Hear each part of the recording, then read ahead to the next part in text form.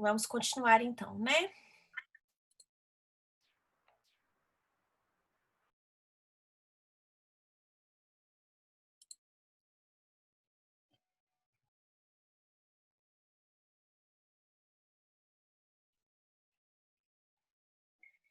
Faltando 4 pessoas que estavam na última transmissão.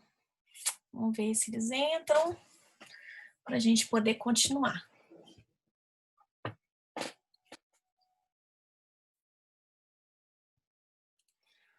Bom, então vamos continuar, gente. A Elsa, tá faltando a Rosana. Professora, enquanto não entra, podia falar aí sobre a VA3, né? Parece que vai ter uma VA3 aí. Não vamos falar sobre isso, não é isso? A VA3, eu até expliquei na última aula, Kleber, é um fórum de discussão, tá? Vocês vão montar grupos de 5 pessoas, né? Até 5 pessoas. Vão escolher alguma coisa sobre um ponto polêmico sobre penhora, né? Então, vocês leram, por exemplo, a questão da possibilidade da penhora de conta corrente e viram que o STJ ele está considerando a possibilidade de ser penhorado 30%, vamos supor, tá? Então, vocês querem falar sobre isso. O que vocês vão fazer? Vocês vão redigir um texto de, no máximo, meia lauda. É um texto pequeno, mas com substância, né? Com informação, com profundidade. Vocês vão trabalhar a capacidade de síntese aí, né? Porque ao mesmo tempo que o texto ele tem que ter conteúdo, ele tem que ser um texto pequeno. Um texto de, no máximo, meia lauda. E aí, uma pessoa do grupo que vocês vão escolher vai fazer a postagem lá no fórum, tá? Então, vamos supor que monta um grupo aí. Você, a Ana, o Fabrício, a Elza e a Lucélia. E aí, vocês escolhem que o Fabrício que vai fazer a postagem. O Fabrício vai pegar o texto que vocês construíram e fazer a postagem lá no SF Web, né, com o nome de todos os integrantes. Além disso, vocês vão escolher uma postagem que esteja lá disponível para poder fazer um comentário em cima, né? Então, vamos supor que vocês acham interessante a postagem que o grupo da Ingrid fez. O grupo da Ingrid fez a postagem a respeito da penhora de bem de família, tá? E aí vocês acharam interessante a questão que ela abordou a respeito da penhora do bem de família do fiador. Então, nessa situação, vocês vão fazer um comentário em cima do texto que foi feito pelo grupo da Ingrid. Aí, a mesma pessoa que fez a postagem vai lá e vai fazer a postagem em nome do grupo, com o nome de todo mundo, em cima da postagem da Ingrid. Entendeu? Professora, pode ser algum tipo de... qualquer tipo de penhora ou tem que ser só as que você está pedindo lá, bens impenhoráveis? Não, qualquer coisa de penhora. Sendo de penhora de bens, gente, qualquer coisa, tá? O tema é penhora, aspectos polêmicos. Tem coisa pra caramba, né? Qualquer coisa que envolva o procedimento de penhora, bens impenhoráveis, qualquer coisa que envolva penhora, vocês podem postar. Tá bom? É só uma só, então. É uma só. E aí depois vocês vão fazer um comentário fundamentado em cima da postagem do colega. Entendeu? Uhum. É só isso. Beleza, Kleber? Então, a postagem de um texto, né, de um grupo vai postar um texto, Isso. correto? Aí, meia lauda, tal, Isso. de que você falou. E vão ter que fazer um comentário em cima do texto de um outro colega. Isso mesmo. Ótimo. Tá? Ótimo. E aí uma Entendi. pessoa só do grupo que vai fazer a postagem. Não é para todas as pessoas fazerem. Entendi. Tá? Entendi. Beleza? É tranquilo.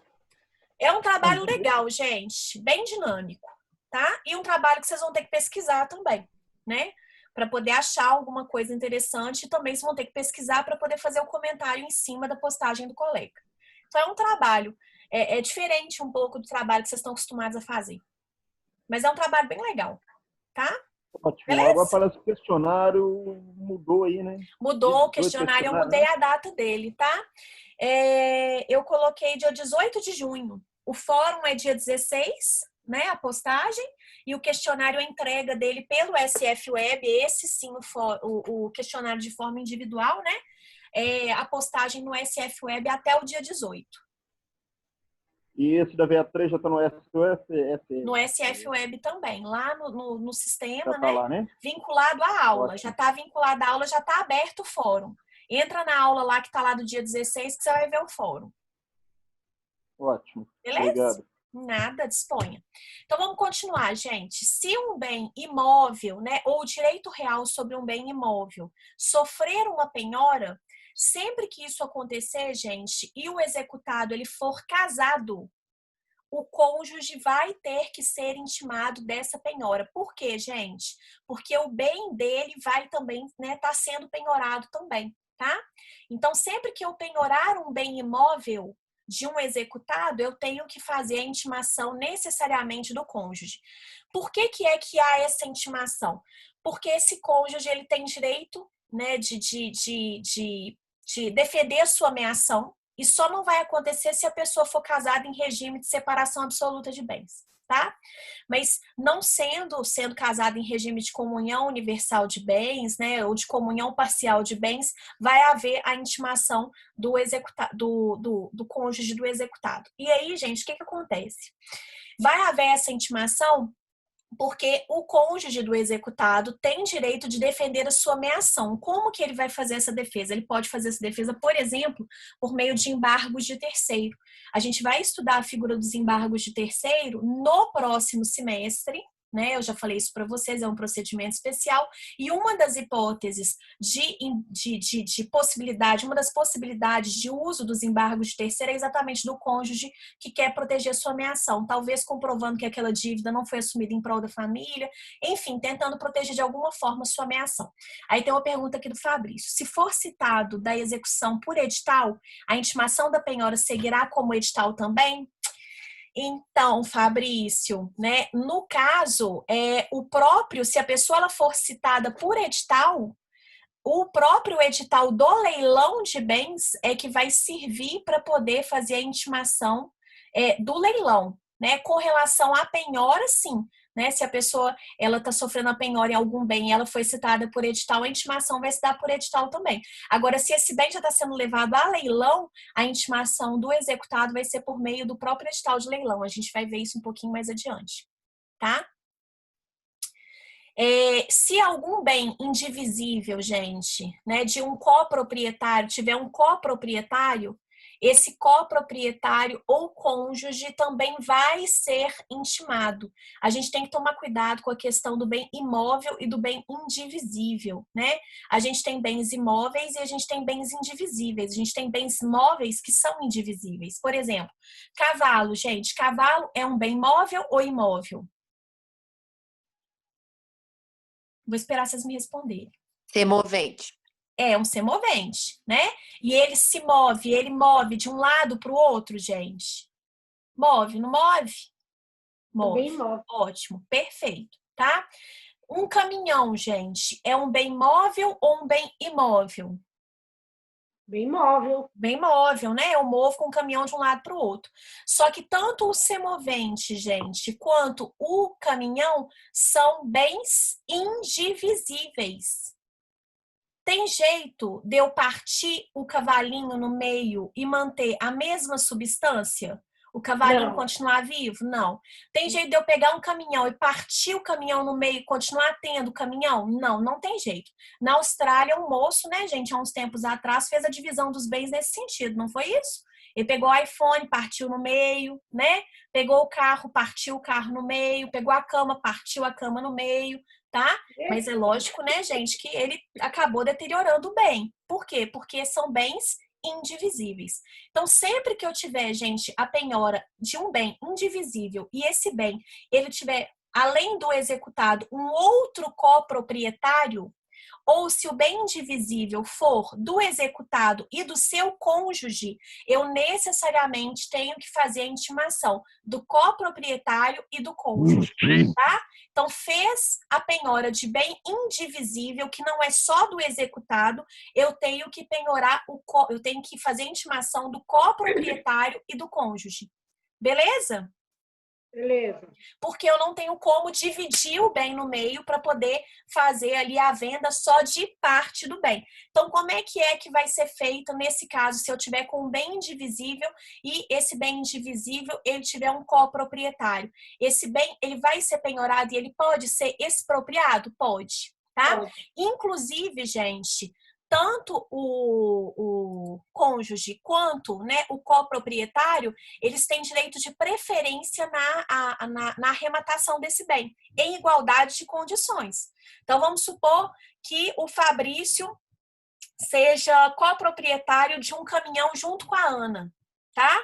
E aí a Ana está sendo executada, o Fabrício é coproprietário, ele vai ser intimado, e o Fabrício ele pode arrematar esse bem em leilão? Pode. Só que ele vai arrematar esse bem em leilão em igualdade de condições. Então, se ele oferecer uma proposta, por exemplo, de esse bem custa 100 mil reais, ele ofereceu um lance no leilão de 105 mil reais, e o Kleber ofereceu também um lance de 105 mil reais, se, né, houver igualdade nas propostas, o Fabrício, ele tem preferência, tá? Agora, vamos supor que o Fabrício, a gente vai ver isso um pouquinho mais adiante, existe a possibilidade do pagamento parcelado do bem em leilão. Vamos supor que o Fabrício oferece pagamento parcelado e o Kleber oferece pagamento à vista. Nesse caso, quem é que vai arrematar o bem? O Kleber, tá? Por quê? Porque a proposta dele é mais vantajosa. Mas em igualdade de condições, o Fabrício poderia arrematar esse bem. E aí, além disso, a gente tem que observar uma outra questão. Sempre que eu tiver um bem imóvel, gente, de um coproprietário, esse bem, ele só vai ser levado, né? O leilão só vai ser levado adiante se o produto da venda dos bens for suficiente para poder pagar a quota parte do coproprietário ou do cônjuge, tá? Então, eu estou penhorando o caminhão. O caminhão está avaliado, por exemplo, em 100 mil reais. 50 mil reais é do Fabrício, 50 mil reais é da Ana, né? Aí foi realizado o primeiro leilão. Vamos supor que o Fabrício ele tem uma parte maior. Vamos supor que o Fabrício tenha 60%, tá, do bem e a Ana tenha 40% só. Foi realizado o primeiro leilão, valor mínimo 100 mil reais, que é o valor de avaliação, ninguém quis. Aí foi realizado o segundo leilão. O segundo leilão é o preço do edital, né? Que é o valor mínimo, ou se não tiver esse valor no edital, geralmente tem, mas se não tiver, eu vou considerar a redação do Código de Processo Civil, que diz que o bem, ele não pode ser arrematado no segundo leilão por preço considerado vil, valor que seja considerado preço vil, ou seja, menos que 50% do valor de avaliação do bem. Então, vamos supor que está constando no edital que o valor mínimo de arrematação é 50 mil reais. É o valor mínimo, mas aí ele foi para o segundo leilão. E aí só tinha uma pessoa lá, tá? Que ficou interessada em adquirir esse bem por 50 mil reais. 50 mil reais é suficiente para poder pagar a cota parte do Fabrício? Não, por quê? Porque a cota parte do Fabrício é 60 mil. Então, essa arrematação, ela vai poder ser levada a efeito, ou seja, ela vai poder acontecer? Não. Por quê? Porque ela não garante a cota parte do coproprietário. Entenderam? Então, o bem indivisível, gente, ele pode ser penhorado, mesmo que ele tenha mais de um proprietário. O que vai acontecer é, esse bem sendo vendido, a cota parte de cada coproprietário tem que ser preservada.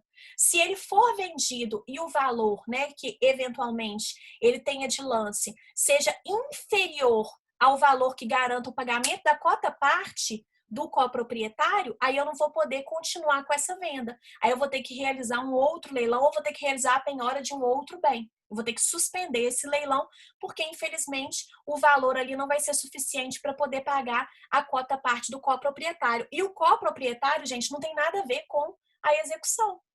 Então, se ele não tem nada a ver com a execução, ele não pode ficar prejudicado porque ele também é dono do bem. Tá? É exatamente isso que diz a redação aí do artigo 843. É exatamente isso que está descrito na redação do artigo 843. Tratando-se de penhora de bem indivisível, o equivalente à cota parte do coproprietário do cônjuge, né, alheio à execução, recairá sobre o produto da alienação do bem. é reservada ao coproprietário ou cônjuge a preferência na arrematação do bem e não será levada a efeito a expropriação por preço, ou seja, a arrematação do bem, por preço inferior ao da avaliação na qual o valor auferido seja incapaz de garantir ao coproprietário ou cônjuge alheio à execução, ou seja, não esteja participando da execução, não é parte, né? O correspondente à sua cota parte, calculada sobre o valor da avaliação do bem, tá? Então, se não pagar a cota parte do coproprietário ou do cônjuge, não leva adiante a expropriação do bem. Se o casal for formado por união estável, como fica? Tem de intimar também? Então, nesse caso, né, levando em consideração que a informação a respeito da questão do Estado Civil, fazendo uma interpretação do artigo 319, a gente já tem que informar o Estado Civil, inclusive a situação de união estável, eu entendo que sim, tá? Eu entendo que a gente utiliza por analogia a determinação que faz, né, a questão da intimação do cônjuge e tem que intimar também o companheiro.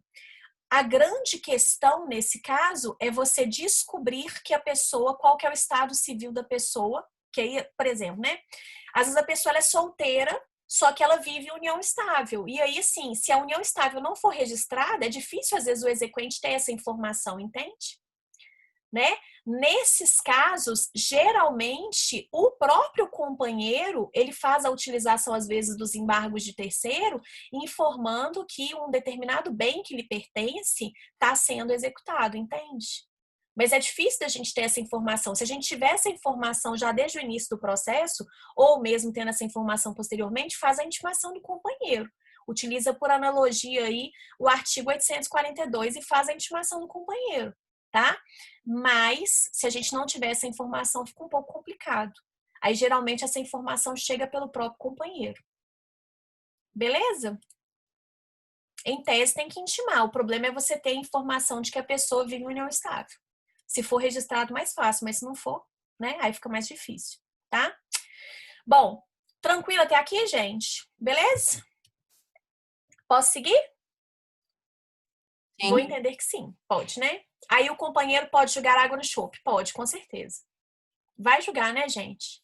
Não é nem jogar água no chope, né? Ele vai defender a propriedade dele, né? Vai defender o imóvel dele também, né? Parte do imóvel é dele. É legítima essa defesa, tá? Não quer dizer que ele vai ganhar. Ele vai tentar defender, né, gente? Tá? A gente vai estudar isso no próximo semestre. Cenas do próximo semestre, tá?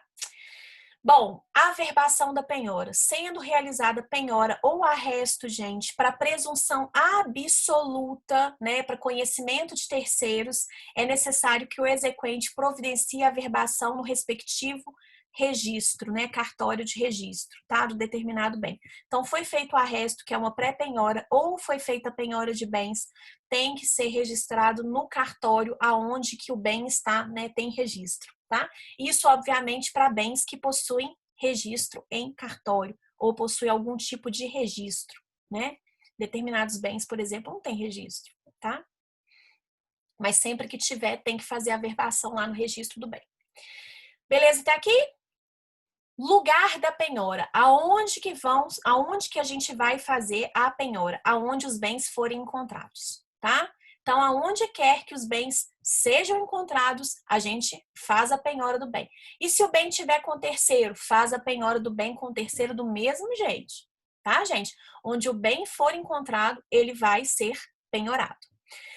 Se por um acaso, gente, a gente tiver bens em outra comarca, então vamos supor que a gente tem uma execução tramitando em Belo Horizonte e o executado ele possui bens em Montes Claros. Nesse caso, a gente viu no início do semestre, lá na faculdade ainda, antes da pandemia, né? Eu expliquei para vocês competência para promover a ação de execução. E aí eu falei para vocês que a ação de execução ela pode ser promovida no local em que o executado tiver seus bens, né? Em algumas situações a gente promove no domicílio do executado, em outras situações é possível que a gente possa promover essa execução lá no local em que esse executado tiver bens. Vamos supor que eu promovi a execução aqui em Belo Horizonte, que é o domicílio do executado, tá? Mas o executado, ele possui bens lá em Montes Claros, então eu tenho que fazer a avaliação, a penhora e a expropriação desses bens lá em Montes Claros. Nesse caso, como é que é feito? É feito o que a gente chama de execução por carta, né? É expedida uma carta precatória, tá? Do juízo aqui de Belo Horizonte, que é o juízo deprecante, deprecando o juízo lá de Montes Claros, que vai ser o juízo deprecado, né?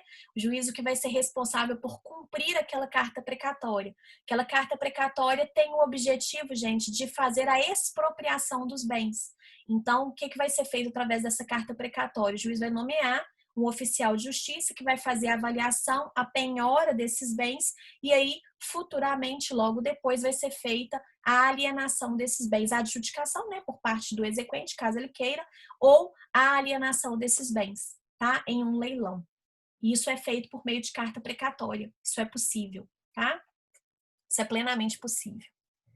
Em algumas situações, às vezes é melhor a gente fazer a execução, eu falei isso para vocês no início do semestre, promover a execução já na comarca em que a pessoa tiver bens. É menos trabalhoso, tá? Mas se não tiver, né, se não for essa a sua opção, você pode fazer a execução por meio de carta precatória, plenamente possível, tá?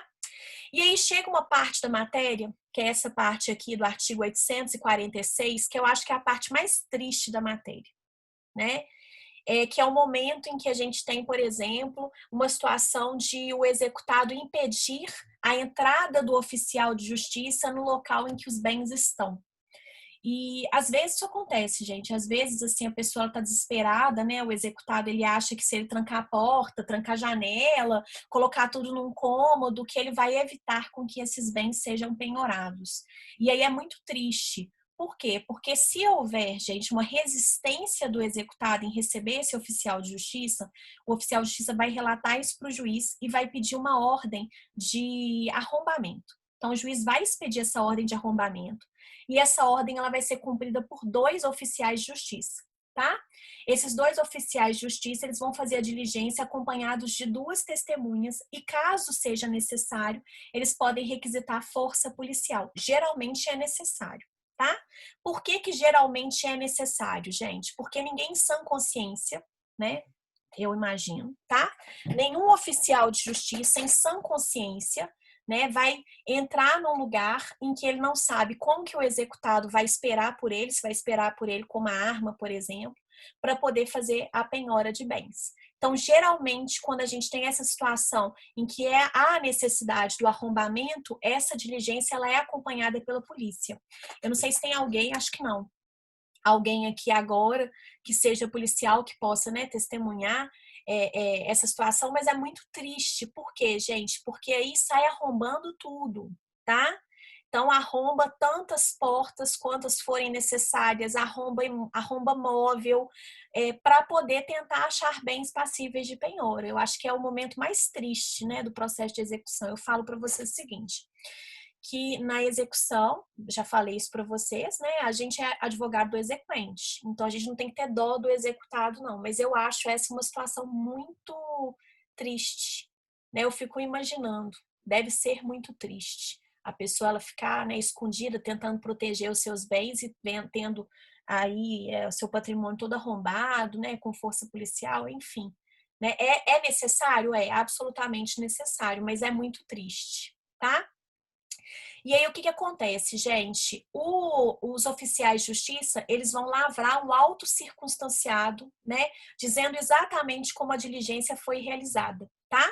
Esse laudo circunstanciado, né? Esse auto circunstanciado, ele vai ser lavrado em duplicata, uma via vai ficar nos autos do processo, vai ser entregue para o juiz, né? E vai ficar nos autos do processo, e a outra via vai ser entregue para a polícia, para que seja ali apurado o crime de desobediência ou resistência. E também para que a própria polícia também se proteja de ações que podem ser promovidas pelo executado, dizendo de um abuso, né? Então, é interessante que haja esse documento.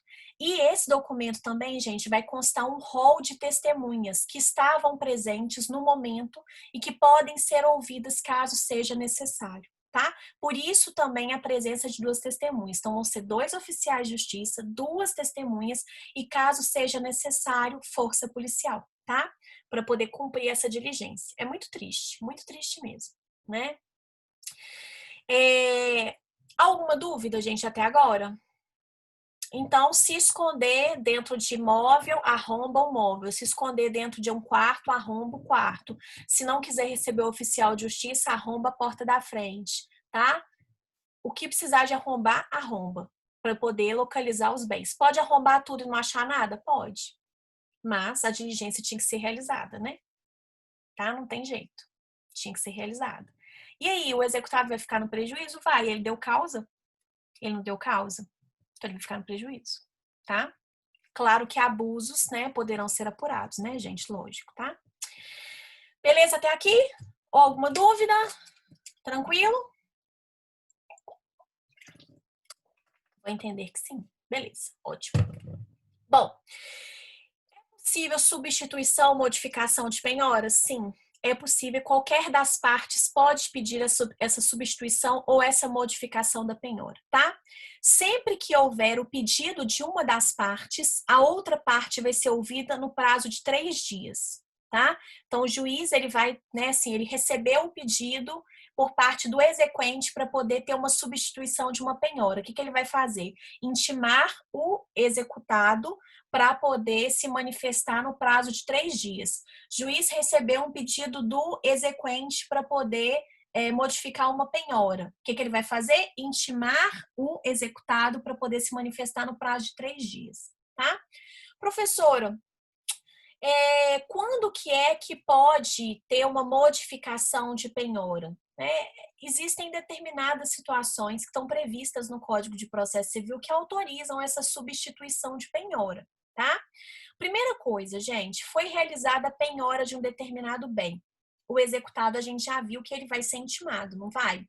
Da intimação do executado, gente, ele tem o prazo de 10 dias para poder requerer a modificação ou a substituição da penhora, tá? Então, vamos supor que foi penhorado um avião meu, tá? Só que acontece que eu tenho um bem imóvel.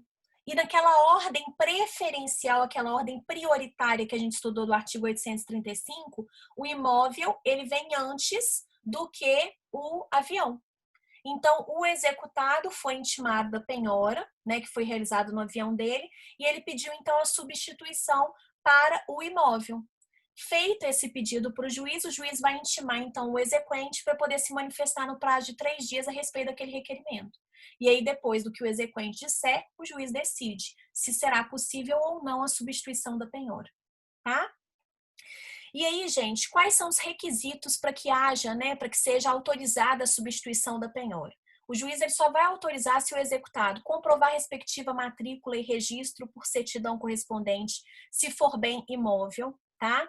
Se ele descrever os bens móveis, né, com todas as suas propriedades, características e aonde estão esses bens móveis. Se ele descrever os semoventes com indicação de espécie, número, marca ou sinal e local aonde eles se encontram.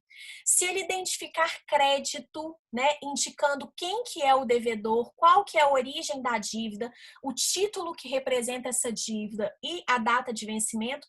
Uai, professor, eu posso oferecer um crédito como penhora? Claro, olha que coisa maravilhosa. Para o exequente, se o crédito, né, gente, for quente, tá?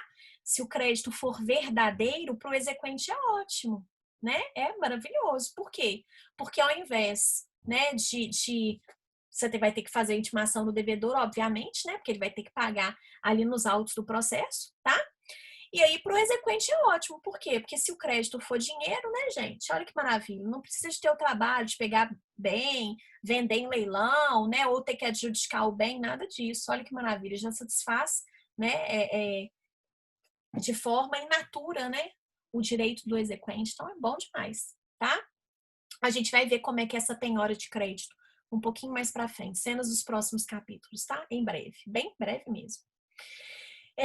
Também vai ter que atribuir em qualquer caso, gente, valor aos bens indicados à penhora. Então, tem que dizer quanto que vale o bem, né? Alguns bens são fáceis, tabela FIP, por exemplo, né? Bem que tem cotação em bolsa, é fácil, né? Outros bens têm que ser avaliados e ele tem que atribuir valor a esses bens. Oi, Rosana. Eu não entendi essa penhora de bens, não. Penhora de bens de crédito. Ah, tá. Penhora de crédito é o seguinte. Vamos supor, Rosana, que você está sendo executada e você tem um dinheiro para poder receber do Fabrício. Aí, um determinado bem seu está sendo penhorado. Você vai no processo e fala, olha, ao invés desse meu bem que está sendo penhorado, eu quero oferecer esse crédito que eu tenho para receber do Fabrício em penhora. Entendeu? Ah, entendi. É Beleza. isso. Tá? Bom, Uhum. e aí... pode falar. Beleza. Bom, e aí, obviamente, né, gente, sempre que for feito esse requerimento de substituição de penhora, o exequente, né, ele vai ser intimado. A gente já falou a respeito disso, tá? Quando que as partes, tanto o executado quanto o exequente, podem requerer a substituição da penhora? Quando ela não obedecer à ordem legal, lembrando que aquela ordem, gente, é uma ordem preferencial, uma ordem prioritária, tá? Pode ser de outra forma? Pode, mas tem uma ordem, né? Claro que tem uma ordem, tá? Então, se ela não obedecer à ordem legal, o executado ou o exequente podem pedir uma substituição de penhora? Pode. Por exemplo, penhorou um bem móvel ao invés de dinheiro, tá? Nesse caso, pode pedir substituição? Claro, dinheiro está em primeiro lugar, né? Quando ela incidir sobre bens designados em lei, não incidir sobre bens designados em lei, contrato ou ato judicial para pagamento. Quando também, gente, havendo bens no foro da execução, outros bens forem penhorados. Então, tinha bem aqui em Belo Horizonte e a penhora se deu em bens em outra comarca. Nesse caso, o que é mais fácil? Os bens aqui de Belo Horizonte serem vendidos ou os bens que estão lá na outra comarca? Vai dar menos trabalho vender os bens que estão aqui em Belo Horizonte, né? Eu posso pedir que a penhora incida em cima dos bens que estão aqui em Belo Horizonte, ao invés dos bens que estão em outra comarca, tá? Se por um acaso houver bens livres, gente, de propriedade do executado, outros bens com gravame, com impedimento, com uma penhora que forem penhorados. Então, vamos supor que o Kleber, ele tem uma casa que está penhorada e ele tem um carro, o carro não está penhorado. Só que aí o que aconteceu? O exequente, a princípio, não sabia desse carro e pediu a penhora da casa, uma segunda penhora nessa casa. A gente já viu, né? Como é que é a questão da ordem de recebimento do crédito. Primeiro, vai receber aquela pessoa que primeiro fez a penhora, né? Então, o Kleber, ele tá, inclusive, né, ali perigando, às vezes, não receber. Dependendo do valor em que esse bem for arrematado, pode ser que ele não receba. Então, nessa situação, ele descobriu que tem o carro, ele pode pedir a substituição da penhora da casa para o carro? Pode, tá? Pode, plenamente possível. Se ela incidir sobre bens de baixa liquidez, elefante branco, sabe, gente? Elefante branco, presente grego, né? Aquele bem que foi penhorado que você sabe que nunca vai ser vendido, tá? Vamos supor que eu penhoro um navio em Belo Horizonte, tá? Penhoro um navio. O que eu vou fazer com um navio em Belo Horizonte? Nada, não é verdade? E aí eu achei um outro bem que tem muito mais liquidez para eu poder fazer a venda aqui em Belo Horizonte. Então, né, nesse caso, eu vou em cima desse outro bem que tenha maior liquidez, ou seja, que tenha maior facilidade de ser vendido, tá? Se fracassar a tentativa de alienação judicial do bem, de alienação do bem, esse bem já foi levado a leilão, ninguém quis esse bem, tá? Já foi para o segundo leilão, continuou sem ninguém querer o bem. Nesse caso, eu posso pedir a substituição da penhora para outros bens? Posso, tá?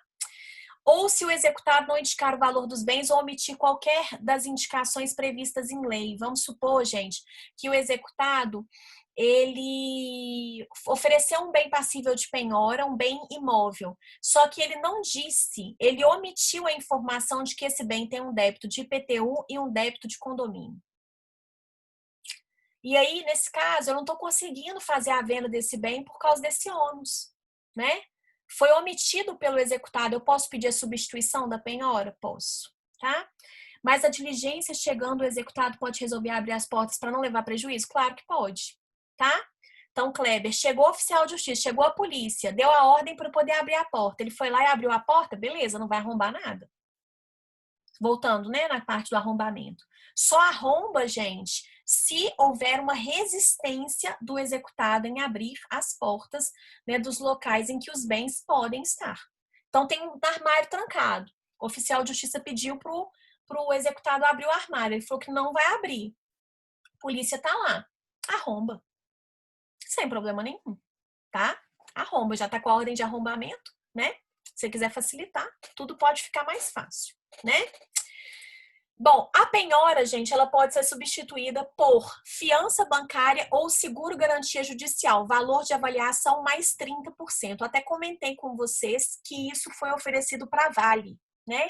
A Vale agora recentemente teve alguns bens penhorados para poder pagar a indenização referente a Brumadinho. E aí houve a discussão se ela, ao invés de ter esses bens penhorados para poder liberar esses bens, se ela queria, né, oferecer uma fiança bancária ou um seguro-garantia judicial com o pagamento, né, que é o valor do principal acrescido de 30%. Eu não sei se a Vale aceitou, realmente eu não vi depois, tá? E aí, tendo substituição de bem penhorado, novo termo, tá? Ou novo auto de penhora, né? Faz um novo documento, ok? É possível que haja redução ou ampliação de penhora se eu tiver uma oscilação no valor de mercado dos bens? É plenamente possível. Então, vamos supor que eu tinha um bem, gente, que estava super valorizado, estava em alta, tá? E aí esse bem teve uma queda brusca, né, no valor. É possível, então, que nesse caso eu precise de uma ampliação de penhora, ou seja, que eu precise de buscar outros bens passíveis de penhora? É possível.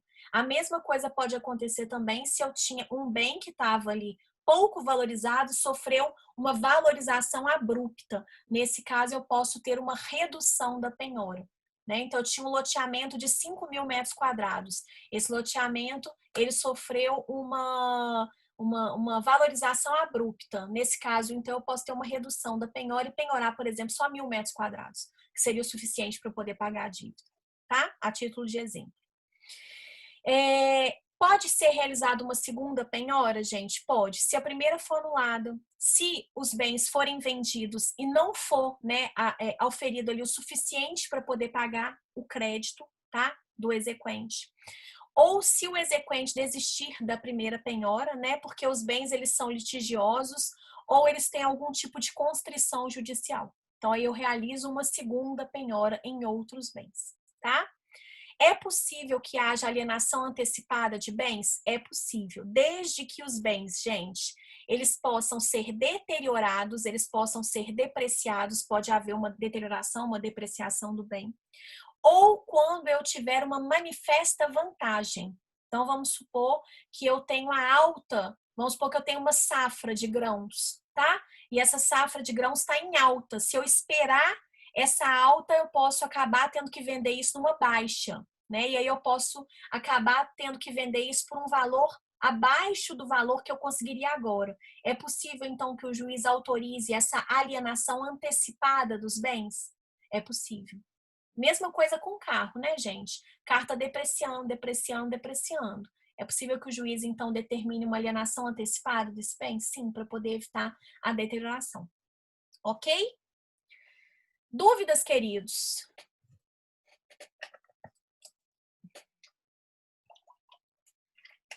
Não? Sem dúvidas. O Kleber está perguntando, por que não vejo essas perguntas dos colegas? Não sei.